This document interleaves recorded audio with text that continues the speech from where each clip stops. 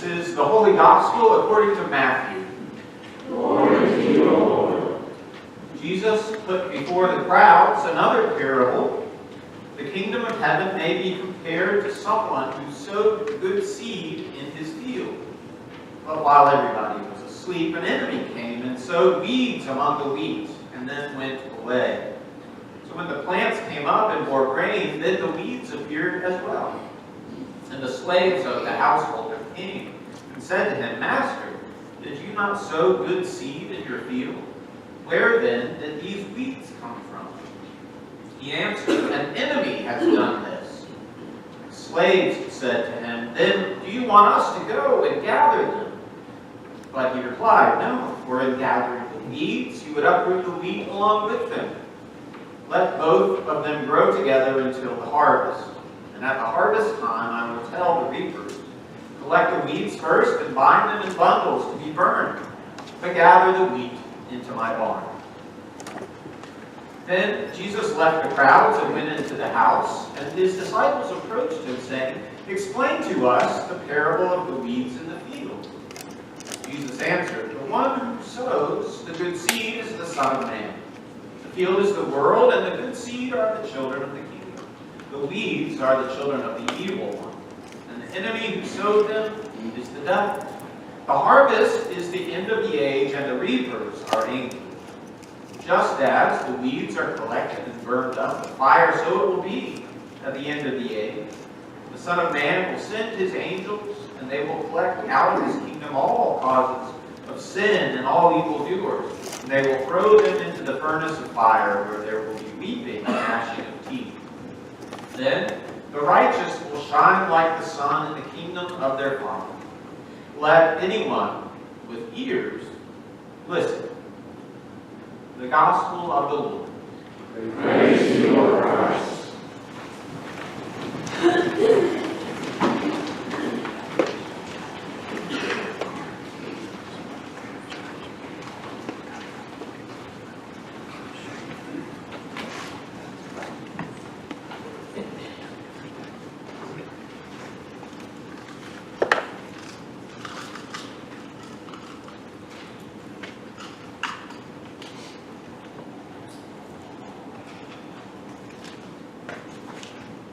So did you ever do this thing where you say, if I could ask God any question, what would it be? If you ask God any big question, perplexing question that you have, what would it be? I'll tell you what my top three would be. Why is it so hot? Why did you create fire ants? Why have you allowed disco music? Over the years in my time as a pastor, I've engaged in that kind of activity with members of congregations and invited them to ask the big questions they have about God and faith and the Christian life.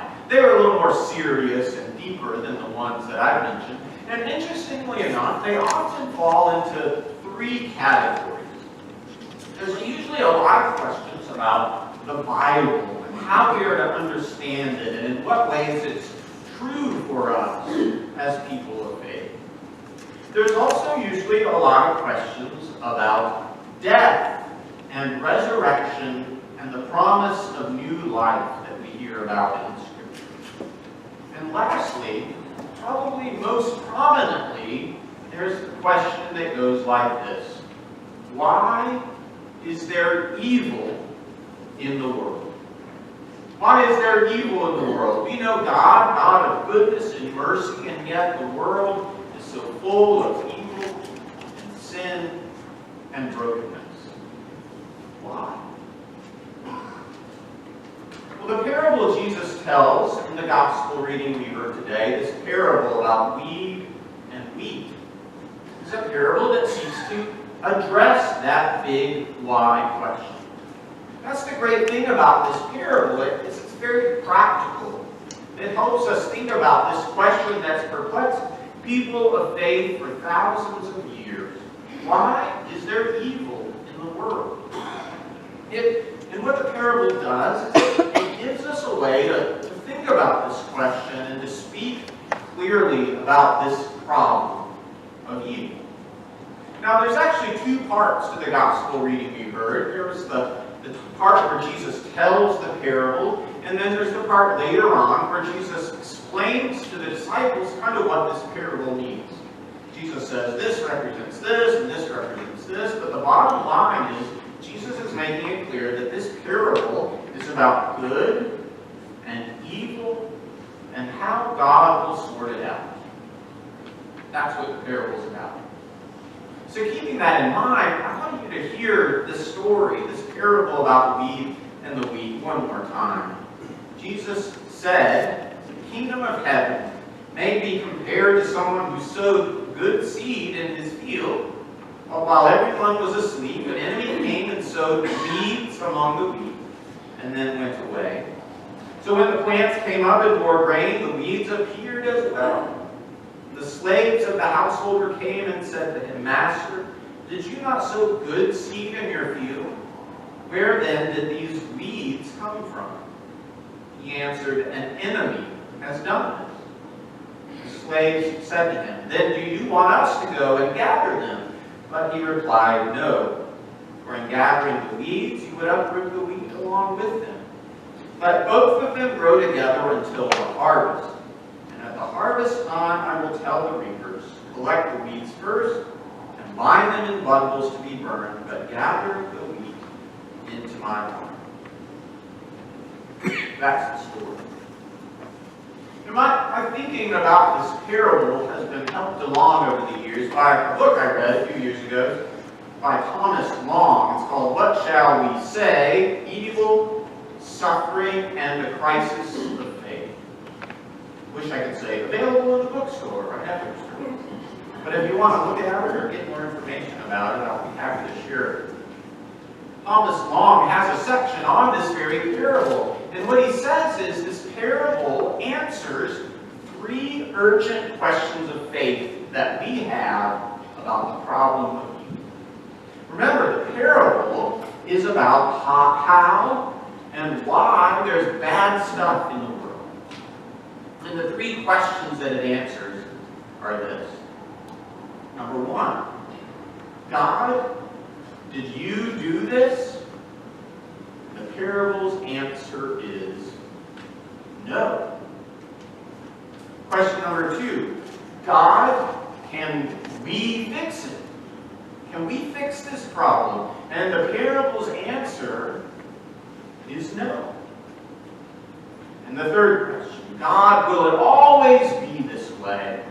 Will there always be this evil in the world? And the parable's answer is no. So let's think about those 3 questions just for a second. Question 1, God, did you do this? Did God cause the bad stuff in the world? Did God sow the evil seed to grow up among the good? In the parable, the master says, no, an enemy has done that. In the Christian tradition, the best way we have of thinking about the problem of evil is not that God caused evil, but that evil is a force of brokenness that is opposed to God. God's desire for the world is goodness and mercy, right? And yet, there's evil. Sometimes we use the word sin. Sometimes we personify by saying the devil. Sometimes we talk about the brokenness of the world. But whatever words we use, we know that this force, this evil, this brokenness is not God. It's in fact something else. Something that's opposed to God and at odds with God's desire for goodness to prevail. God, did you do this? The parable says no. Which brings us to question 2. Okay, God, well then, can we fix it? Can we, your servants, your people, go out into the world and figure out how to sort out the good from the bad so that all might be made right? The master of the parable says no. We're trying to sort it out, we'll just get things all messed up. Messed up, make matters worse. And besides, that's not my way, says the master. As much as our good intentions might convince us that we can truly see through God's eyes what is good and what is bad in the world, we know that with our best intentions, we're not able to do that discerning, that wise work of the Lord. And so, in the parable, the Master says to leave both the good and the bad side by side until the end. Which brings us to question 3. Okay, Lord, so will it always be this way? Will evil always exist side by side? The Master in the parable says no, for at the harvest time, I will separate the good from the bad so that only the good will endure. This reminds us of the great truth of our Christian faith, that through the life, death, and resurrection of Jesus, God has already won the victory over sin and death and evil. And that now the evil that exists in the world is living on borrowed time, but God has fixed the day to judge the world, past which only that which is good and holy and right in God's sight will endure. That's what the parable tells us. It doesn't answer all our questions, doesn't solve all the great mysteries about evil in the world. But what Jesus' words, Jesus' parables do, is they give us some idea of what we can say, of what good news we can hold on to in the midst of evil. And that's this, that God cares, that God is with us in our struggle, and that God promises love and goodness in the end. That's the good news the parable proclaims to us this day. And it's a good news that allows us to go forth with a short to-do list, I think. So in closing, here's 3 things, 3 ways that this parable sheds light on our path. 3 things that we might do in response to these words of Jesus. Number 1 is, perhaps, we should confess our own weediness. Wheat and weeds, good and bad, exist within the heart of each of us. Jesus' challenging words perhaps sends us to our knees to confess the ways, once again, that our lives are weedy and need God's forgiving attention. Number 2, we should trust that along our way in this Christian life, God is working for good. We see signs of that in our world. Signs that are so often overlooked for all the bad. Indeed, God is working for good.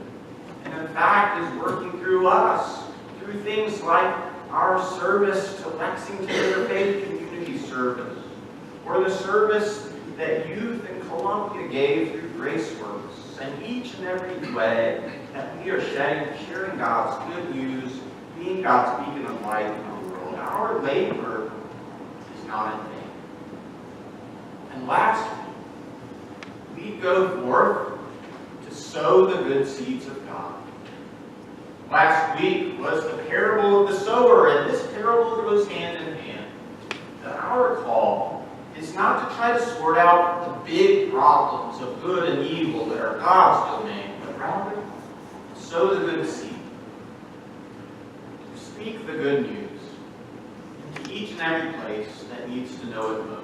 It is, after all, the good news that gathers us together, sends us out in service of our God.